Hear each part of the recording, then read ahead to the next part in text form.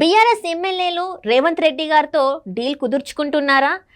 అంటే కేసీఆర్కి కేటీఆర్కి షాక్ ఇవ్వబోతున్నారా అంటే మరి అవుననే సమాధానం వస్తుంది. అయితే ఇంతకీ ఎవరు షాక్ ఇవ్వబోతున్నారు, ఎవరు జంప్ అవ్వబోతున్నారు కాంగ్రెస్లోకి, అసలు ఆ అభ్యర్థులు ఎవరు అనేది చర్చించడానికి మనతో పాటు ఉన్నారు ప్రముఖ సీనియర్ జర్నలిస్ట్ దుర్గా కుమార్ గారు. నమస్కారం సార్. నమస్కారం మన వీక్షకులు. సార్, బీఆర్ఎస్ ఎమ్మెల్యేలు కేసీఆర్కి కేటీఆర్కి షాక్ ఇచ్చేసి కాంగ్రెస్లోకి వెళ్తున్నట్టు తెలుస్తుంది. సో ఇంతకీ ఎవరు అభ్యర్థి సార్? అంటే ఒకటమ్మా, ఎప్పుడైనా అధికారం ఉన్న పార్టీ వైపు అధికారం లేని పార్టీ ఎమ్మెల్యేస్ వెళ్ళటం అనేది మామూలుగా సర్వసాధారణంగా జరిగేది. అందులోనూ పదవి ఆశిస్తున్న వాళ్ళు, లేకపోతే వాళ్ళకి ఏదైనా వ్యాపార ప్రయోజనాలు, ఆర్థిక ప్రయోజనాలు, లేకపోతే ఏ విధమైన ప్రయోజనాలైనా ఆశించి వెళ్తారు. దానికి సంబంధించిన చర్చలు ఆ పార్టీలతో జరుపుకుంటారు.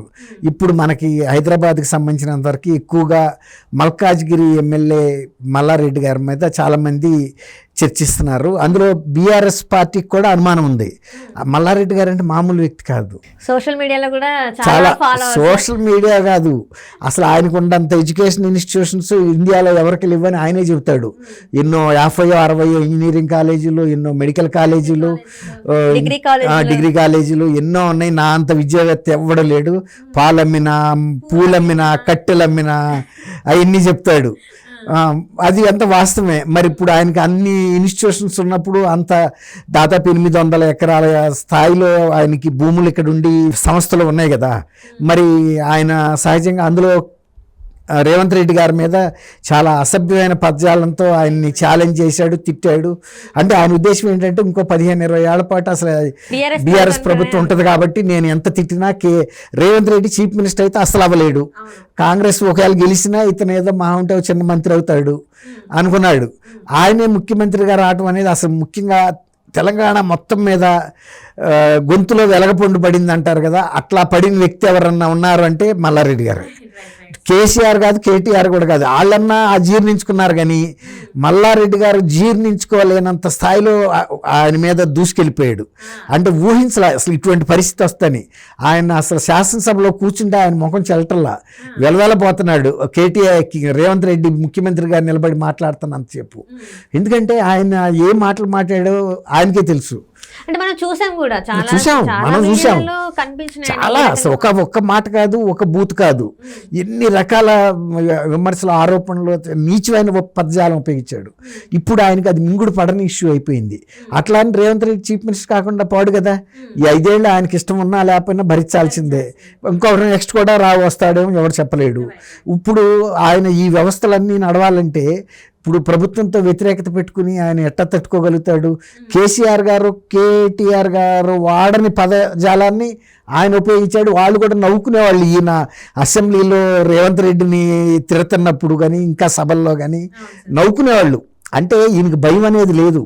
ఎందుకు లేదంటే ఆయనకున్న ఆస్తి అలాంటిది. ఆయన పైకి వచ్చిన తీరు అంత స్పీడ్గా పైకి వచ్చాడు. నా అంత తెలివిగల లేడనుకున్నాడు. ఎప్పుడు పార్టీలు ఇవాళ కొత్తగా మారలే. ఆయన అంతకుముందు తెలుగుదేశంలో పార్టీలో ఉన్నాడు, ఎంపీగా పనిచేశాడు. మళ్ళీ ఇప్పుడు బీఆర్ఎస్ అధికారంలోకి వచ్చినప్పుడు ఆ పార్టీలోకి వెళ్ళాడు. ముందేమో ఆయన లేడు. ఆయన ఏ పార్టీగానే వెళ్తాడు. మళ్ళీ రేవంత్ రెడ్డిలో చేరటంలో పెద్ద విచిత్రం లేదు. మళ్ళీ రేవంత్ రెడ్డి పదవి కోల్పోయినప్పుడు ఇంకో పార్టీలోకి వెళ్ళడానికి కూడా ఆయన ఏం సంఖ్య మనిషి కాదు. చాలా చెప్పులు మార్చినంత ఈజీగా ఆయన పార్టీ మార్చి వెళ్ళిపోగలిగిన సమర్థుడే ఆయన. అంటే ఇక్కడ కేటీఆర్ గారు కూడా ఒక ఇంటర్వ్యూలో ఒక దగ్గర ఏంటంటే నాకు కూడా అంతమంది ఫాలోవర్స్ లేరు, మా మల్లారెడ్డికి ఉన్నంత ఫాలోవర్స్ నాకు కూడా లేరు, సీఎంకి కూడా లేరు అని చెప్పేసి చెప్పిండ్రు. సో అది వాస్తవం అంటారా? అంటే సోషల్ మీడియాలో ఆయన వీడియోలు అయితే మస్తు వైరల్ అవుతాయి. కానీ ఇక్కడ యాజ్ ఎ ఎమ్మెల్యేగా ఎంతమంది మనసులో దోచుకున్నాడు, ఎంతవరకు ఆయన ప్రజల మధ్యలో ఉన్నారు? ఇప్పుడు ఈరోజు మళ్ళీ కాంగ్రెస్లోకి వెళ్తా అంటే పరిస్థితులు ఎట్లా ఉండబోతుంది? ఇప్పుడు ఆయన నేను చెప్పా కదమ్మా, కేసీఆర్ గారు, కేటీఆర్ గారు ఉపయోగించిన భాషని, అంత పదునైన భాషని ప్రతిపక్షాల మీద, రేవంత్ గారి మీద ఉపయోగించాడు. అది వాళ్ళకి సంతోషమే. అది వాళ్ళు పైకి ఒప్పుకోకపోయినా బాగా తిట్టాడు అని బాగా ఎంజాయ్ చేశారు. అందుకే అట్లా వ్యంగ్యంగా మావాడంత గొప్పవాళ్ళు లేడని ఇంకా ఒళ్ళు పొంగిపోయి ఇంకా మాట్లాడేవాడు. ఎందుకంటే వాళ్ళు సమర్థిస్తున్నారు కదా అని. అది వాస్తవం కాదు, అది వ్యంగ్యమే.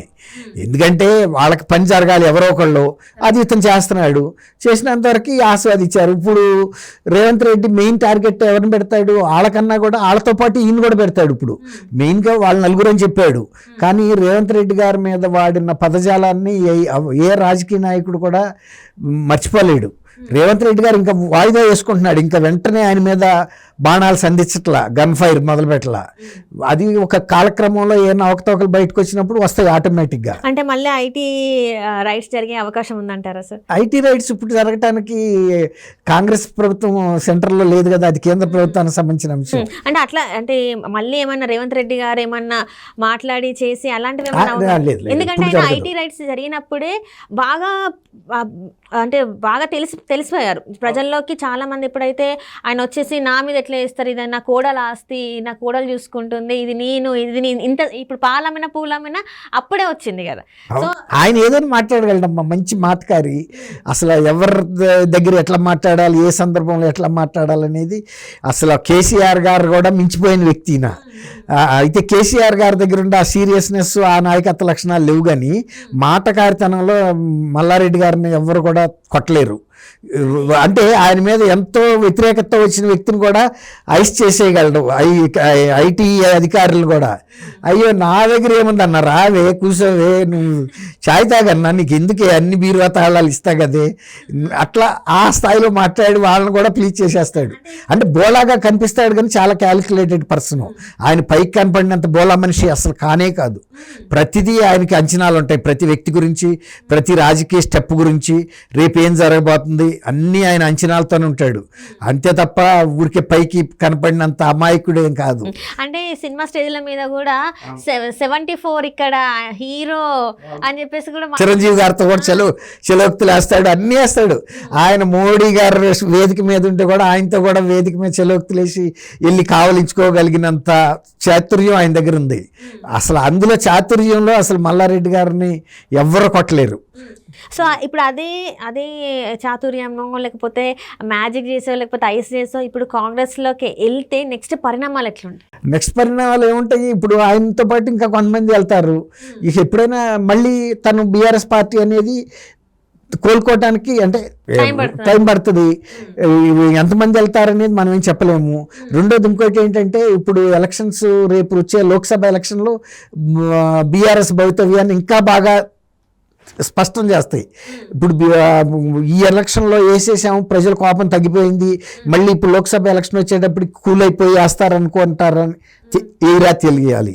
ఇప్పుడు బీఆర్ఎస్ మీద ఇక లోక్సభ ఎలక్షన్స్లో బీఆర్ఎస్ పాత్ర ఉండదు, అనవసరం అనుకుని కనుక కాంగ్రెస్కి వేసారనుకోండి, కాంగ్రెస్ గట్టిగా బలపడిపోతుంది. ఇక బలపడినప్పుడు మళ్ళీ ఎవరో ఒక మంత్రి కూడా ఎవరో అన్నారు, ఈయన 10 ఏళ్ల పాటు ఉంటాడు రేవంత్ అని. బీఆర్ఎస్ వాళ్ళు అన్నారు. ఎందుకన్నారంటే, ఒక మార్పు అనేది ప్రజలు కోరుకోవటానికి అప్పుడు 10 ఏళ్ళు పట్టింది, ఏది వ్యతిరేక దూరంలో వెళ్ళినా కూడా. ఇప్పుడు ఈయన ప్రజలకు అనుకూలమైన దూరంలోనే వెళ్తున్నాడు కదా, కాబట్టి ఒక 10 ఏళ్ల పాటు ఈ ప్రభుత్వం ఉంటుందని ఎవరైనా ఈజీగా అనుకోవచ్చు. అంటే ప్రజల వద్దకు పాలనను తీసుకెళ్ళిండు, ప్రజల మధ్యలో ఉంటున్నాడు అని ఒక మంచి పేరు తెచ్చుకున్నారా సార్ మరి రేవంత్ రెడ్డి గారు? ఒక సింపుల్ క్వశ్చన్ సిరి, ఇప్పుడు ఆయన ముఖ్యమంత్రి అయిన తర్వాత వెళ్ళి ప్రగతి భవన్లో ఉండొచ్చు. ప్రగతి భవన్ అనేది చాలా విలాసవంతమైన భవనం. ఆయన వెళ్ళాడా? ఆయన ప్రచారం కోరుకున్నాడా? ఆ సుఖం కోరుకున్నాడా? ఆయన బట్టి విక్రమార్కని ఆయనకి ఉప ముఖ్యమంత్రికి ఇచ్చేశాడు. తర్వాత కొంత భాగాన్ని ప్రజల యొక్క వినియోగంలోకి తెచ్చాడు, ప్రజాభవన్ అని. అది కూడా ఆయన జ్యోతిరావు గారు పూలే పెట్టారు తప్ప ఆయన వేరేగా పెట్టలేదు. అట్లా ఆయన ఈయనలాగా కేసీఆర్ గారి లాగా సౌఖ్యాలు కావాలి నాకని కోరుకోవట్లేదు కదా. ఆయన ఏ భవనంలో ఉన్నాడో అదే భవనంలో ఉంటున్నాడు ఇంట్లో. అట్లాగే నాకు పెద్ద కాన్వాయ్ అక్కర్లేదు అన్నాడు. అదే మూడోసారి టర్మ్ కోసం ఆయన కాన్వాయ్ కూడా రెడీ పెట్టుకున్నాడు. ఒకటి కేటీఆర్ గారు 1 కోటి రూపాయలు ఖర్చు పైన పెట్టి, ఈయన పాతాటిని రిపేర్లు చేయించమన్నాడు. అంటే అక్కడే తెలిసిపోతుంది కదా ప్రజల డబ్బుని ఎట్లా ఉపయోగించాలి, ప్రజలకు దగ్గరగా ఉంటున్నానని. తర్వాత నా కాన్వాయ్ ఇచ్చేటప్పుడు ట్రాఫిక్ కాపొద్దు అంటున్నాడు. ఇవన్నీ కూడా స్వతహాగా వచ్చే స్పందనలు ఇవి. ఆయన గుణం ఏంటంటే పెద్ద పెద్ద కాన్వాయ్, నాగపూర్ పెద్ద 100 కార్లతో కాన్వాయ్లు వెళ్ళాడు. ఇది బీఆర్ఎస్ పార్టీని విస్తృతపరచాలని. అట్లా దీన్ని బట్టి మనకు అర్థమవుతుంది ఏంటంటే, కేసీఆర్ గారి మనస్తత్వానికి ఈయన పనితీరుకి కూడా చాలా తేడా ఉంది. అంటే ఇప్పుడు ఇక్కడ కేసీఆర్ గారు తెలంగాణ రాజ్యానికి రాజు కాబట్టి తను అట్లా చేశారని అనుకోవచ్చు. అంటే మరి పిత కదా, ఆయన నేను తీసుకొచ్చా కాబట్టి నేను ఏ చేసినా ప్రజలు ఓర్చుకుంటారు అనుకున్నాడు, కానీ అది కుదరలా. ఇది సచివాలయానికి వెళ్ళపోయినా పర్వాలేదు, వీళ్ళ నుంచి వింత పత్రాలు తీసుకోపోయినా పర్వాలేదు, రోజు వచ్చే రేషన్ ఏదో వెళ్తుందని. ఈ రేషన్లు అవన్నీ వెళ్ళొచ్చు. కొన్ని అంశాలు ప్రభుత్వం కింద అధికారులు పనిచేయనప్పుడు పై వాళ్ళు అటెండ్ అవ్వాలి. సీఎం స్థాయిలోకి వెళ్ళి మళ్ళీ కిందకి వెళ్ళేటప్పటికి దాని పవర్ వేరే ఉంటుంది. ఈయన జస్ట్ ఊరికే ఇట్లా గీత గీసి పంపినా కూడా అమ్మో సీఎం దృష్టికి వెళ్ళిందంటే ఆ కలెక్టర్ కానీ ఆర్డీఓ కానీ ఎవడైనా పనిచేస్తాడు. అవును కదా. అది ఇక అక్కడికి వెళ్ళదు అనుకున్నప్పుడు, వెళ్ళలేరు వీళ్ళు అనుకున్నప్పుడు వేరేగా ఉంది.